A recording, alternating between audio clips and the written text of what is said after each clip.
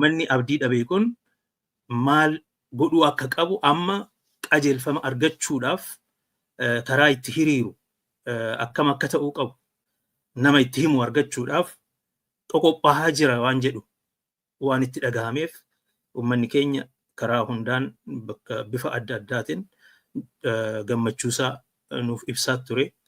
Sunuu ofii isaatiin I think waan guddaadha because Oromoon qabsoon Oromoo burjaajii keessa seenee badee jira. Warri mootummaa gaaffiin Oromoo, gaaffiin siyaasaa Oromoo deebi'ee jira, injifannee jira, aangoon keenya, biyyi guddattiin keenya maal kan jedhu qabu ture waan ta'eef, kanaan immoo uummata burjaajessaa waan turaniif, nuyi ijoollee afaan Oromoo dubbattuu achirraa qabna kana jedhanii qabsoon dhumeera akka jedhamutti deemamee waan tureef, qabsoo kana lubbuu itti horuun akka danda'amu agarsiisee jira. Lubbuu itti horuun uummata ammas qabsoodhaaf kakaasuun barbaachisaa akka ta'ee fi akka danda'amu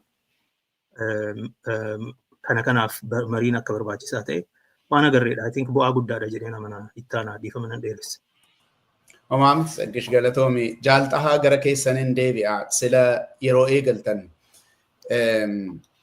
bu'aan argame jira garuu immoo hojii baay'eetu sina hafaa nuun jedhanii jaarmiyaaleenis hawaasni uummanni keenyas ergaan nu ergurraa hojii baay'eetu isin hafaa kan jedhu kaaftanii turtani. Wanta jalqabamte kana isee bu'aa taate sana jabeessine marii biyyoolessaa Oromoo kana fuulduratti tarkaanfachiisuun akkamittiin danda'amaa maal faatu eegamaa kan jedhu sin gaafachuu barbaadeetanii gam tokkoon warri miidiyaa diinaadha kan warra biltsiginnaa jechuu kooti akkamitti akka kuffistan nutti himnee jedhu egaa suni Oromoon waan hundumaa miidiyaa irratti dhufee nutti himuu kan jedhu gam tokkoon jaanjoodha gam tokkoon immoo Oromoon ammayyuu sadarkaa kanatti nuuf dubbachuu danda'a jedhanii waan yaadan fakkaata. Sana sin gaafachuuf miti garuu uummati keenya fayyaalessummaarraas ka'ee maali akkatti sirnicha lafaan geessanis nutti himtanii yoo jedhee akkanaa galutti balbala cufattanii adeemsa sana hin jabeessitanii jechuuttan furadha. Malee miidiyaa irratti kottaatii tarsiimoo qabsoo tooftaa qabsoodhaa miidiyaa irratti kottaa nutti maa jechuusaa akka inni hin taane nan abdadha. Maalumaafiyyuu marii amma eegalame kana bakka bu'oonni paartilees hayyoonnis dhufanii kan Horn Conversation irratti dubbatanii ibsa ejjennoo irratti baafatan kana fuulduratti tarkaanfachiisuu irratti jabina isaa guddifannee fuulduratti tarkaanfachiisuu irratti maal gochuutu nurra jira jettu jaalladha.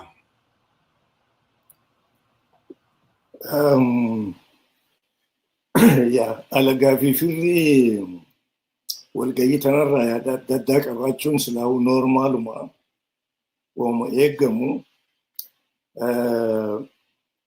walitti dhufeenyi jaarmayoota garii fi hayyoota karaa keessaniin afirri keessaniin mirkanaa'e kuni seena qabeessa jechuu dandeenya ka jalqabaatti simboolik akka qabsaa'onni Oromoo hayyoonnis walitti dhufanii mari'achuu danda'an firaafis alagaafis ibsuma jechuudha. Simboolik ofiifuu roolii guddaa qaba publicity keessatti beekamuunsaa kuni ta'uunsaa bu'aa isaa malee fafasaan arguan alagaa waan fedhe jechuu danda'a. Akkasii wajjin jalqabbii gaariidha dhuguma the nitty-gritty hojiin hojjetamuu qabdu akkas publicly waan hojjetamtuu miti partly gariinsii public ta'uu ni dandeessi booda garuu hojii san bira hin geenye amma isaaf qophaa'urra sadarkaan amma irra jirru amma eegaa ice breaking akka jedhanii san walitti dhufeenyi kun qabsaa'otaas hayyootaas yaada qaban ibsee uummataa abdachiisee hojiidhaan kana mirkaneessuutu barbaachisa. Hojiin suni hojjetamtee yeroo barbaachise wanni labsamuun labsamaa garuu hojiin sirna jaarmaatiin hojjetamuu qabdi. Hojiin hojjetamuu qabdu ka duraa murni hawaasaa garagaraa kuni walumatti dhihaatee akkaataa itti marii tana itti fufu mala godhachuudha. Hayyoonni qooda kennuu qabu. Jaarmoonni garagaraatiis wal gahanii akka sagantaa walii wajjii haga fedhallee yoo jalqabatti ciminaan quubsaa ta'uu baate sagantaa walii wajjiin irratti waliin socho'aniin tolfachuutu eeggama humnoota kanarraa. Yoo diyaasporaa qofa fudhanne immoo jaarmoota baay'eetu jira. Akkatti kuni gumaa'u mala dha'uun namarra jira. Yeroo adda addaa yaadni ka'aatu ture. Isa dabrerraa barree jaarmoonni garagaraa karaa kiyya jechuurra karaa keenya waan jedhaniin irratti akka luuca'an isa hojjechuutu namarra jira. Hojiin jalqabamte gaariidha. Garas deemuun danda'ama fakkaata. Jaarmoonni sochii qaban ka hojiirra jiranii fi hayyoonni deebi'anii sirna tokko tolchuun inuma danda'ama. Karaa jaarmoota polotikaa ka biyya keessa jiranii as duraas muuxannoo gahaatu jiran fakkaata.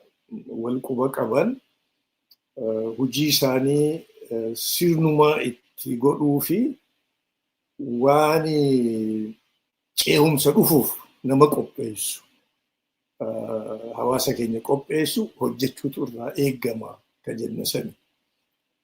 Hojii akkamiitii suni ka marii keessa waan dhufu ta duraati hawaasa diige sirni amma jiru. Hawaasa keenya diigee duudhaasaa diigee warri biyya keessa jiru achirraa jalqabuutu barbaachisan fakkaata. Uummanni akka waliin miine akka abdii godhatu san hojjechuu qaba. Karaa humna waraanaatis humni kun akka cimu daran hawaasni keenya karaa hundumaan humni kun akka cimu gargaaruutu irra jira. Yoo karaa jaarmoota hawaasaatii fi ka polotikaatis ka hidhannoon falmaa jirus hojii teenya hoomworkii keenya yoo hojjenne daandiin sirna ce'umsaa gabaabbata. Isaan akeekkachuu qabna. Akka hojiifitti baay'ifne, akka wal gargaaru, akka waliin dhaabbannu, akka daandii san gabaabsinu, jaarmaan cimu, sagantaa walii wajjii tolfannee waliin sossoohu. Sirnatti aanu immoo sirna ce'umsaa humnoota Oromootu abbaa ta'uu qaba. As dura alagaatu nu keessummeesse ni yaadattan fakkaata ijoollummaan qabdanii bara 1991 alagaatu nu keessummeesse. Achi duraa sooma akkasiitu ta'e qaanyiidha. Humna Oromootiif handhuura Oromiyaatti magaalaa Finfinnee Shaggaritti alagaatu nu keessummeesse. Sun akka nutti hin deebine kana beenne onnachuutu nurraa eeggamaa jedhaani. Humna waraanaatis karaa polotikaatis karaa aadaa ka sossoo'u hundumtuu kana beekii qaanyiin sun akka hin deebine. Humni Oromoo ifii sirna tolfatee cimee sagantaa ce'umsaa ta dhuftutti abbaa ta'uutu irraa eeggama. Karaa polotikaa wanni wal nama dhoorku guddoon amma jirti natti hin fakkaattu. Qabsoon dheertuun uummanni Oromootii fi uummattoonni biraatis bifni cunqurfamaan godhe injifannoo gurguddoo argamsiiftee jirti. Sirna impaayaraa sadi akka jilbiifatu ta'ee mirga uummatootaa beekee heera irratti barreeffamee jira. So karaa polotikaa mirgi hiree murannaa waan heeraan muramee beekamee jiruuf jaarmoonni akeeka fakkaataa qabanii fi jaarmoonni Oromootis wal jidduu jaarmoota uummattoota biraatii wajjis wanni irratti hojjetan qophiidha jechuuf wanni wal falmisiisu baay'ee miti. Yoo minimum program heerri amma jiru akka hojiirra oolu ta'e sagantaan ce'umsaa yoo san hojiirra oolchite strategic goal kan uummata Oromootis kan uummatoota garagaraa cunqurfamoo dimokiraatota hundi galma gaha je'eetiin yaadu. Kanaaf karaa politikaa wanni irratti wal dhiban baay'een hin jirtu. Humnoonni Oromootis ka dabre irraa barree irree teenya tokko godhuudha. Sanii wajji humnoota akeeka fakkaataa qaban sochii uummatoota cunqurfamoo olloota keenyaati wajji walii wajji taanee sagantaan itti aanu sagantaan ce'umsaa yeroo gabaabatti akka taatu humni Oromootii fi waa'iloonni qabsoo bilisummaa Oromoo akka itti abbaa ta'an taasisuutu nurraa eegama. Kanaan umrii sirna kanaa gabaabsuutu danda'ama jedheetiin yaada. Galatoomaa Jaalxahaa ce'umsa sadeemaa yeroo irratti Oromoon abbaa ta'uu qabaa kan jettu suni dubbii ijoodha. Namni hunduu lafa jirurraa waan kanatti yaadeetti qophaa'aa hojjechaa hojiidhaanis agarsiisaa deemuun nurraa eegama natti fakkaata. Waan kana irratti hojii barbaachisu namni waltumsee itti adeemuutu irra jiraata. Yeroon isaas ammumaa natti fakkaata. Kan bor dhalatu suni qophiinsaa har'adhaa. Mariinis kan barbaachise kanaaf hedduu galatoomaa. Tsaggish gara keettan deebi'a gaaffiidhuma wal fakkaataadha. Bu'aa tokko tokko mariin adoolessa 19 buuseera jettee nutti himte jira. Waan sana jabeeffannee fuulduratti tarkaanfachuudhaaf maaltu nu hafaa?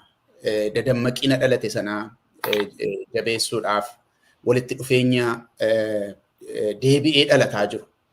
Walitti dhufeenya hayyootaa fi paartilee Oromoo gidduutti deebi'ee dhalataa jiru itichuudhaaf waliin fuulduratti tarkaanfachuudhaaf walumaa galatti ce'umsa gara fuuldura keenyaa jiru kana akka Jaalxahaan jedhan abbaatti ta'uudhaaf qophiin hafan maal fa'ii isarraa yaada yoonuu kennite kutaa lammaffaatti dabarra. Egaa walga'iin jalqabaa amma eegaleera. Garuu marii akkanaa kana itti fufsiisuun barbaachisaa ta'a. Marii akkanaa kana itti fufsiisuudhaaf qaamoleen Oromoo adda addaa bifa adda addaatiin qabsootti jiran yeroon walitti hiixachuun jalqabamu amma akka ta'e waan barannatti fakkaata. Ilaalchi ummataatis kanuma agarsiisaa jira.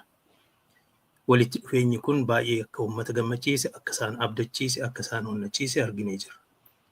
Karaa siyaasa nagaatiin haa ta'u, karaa qabsoo qawweetiin haa ta'u, karaa adda addaatiin akka warra sochooftuu jechuun aktivistii haa ta'u, karaa adda addaatiin warri quuqama Oromoodhaaf qaban mirga Oromoo akka lafarratti actualize ta'u barbaadan.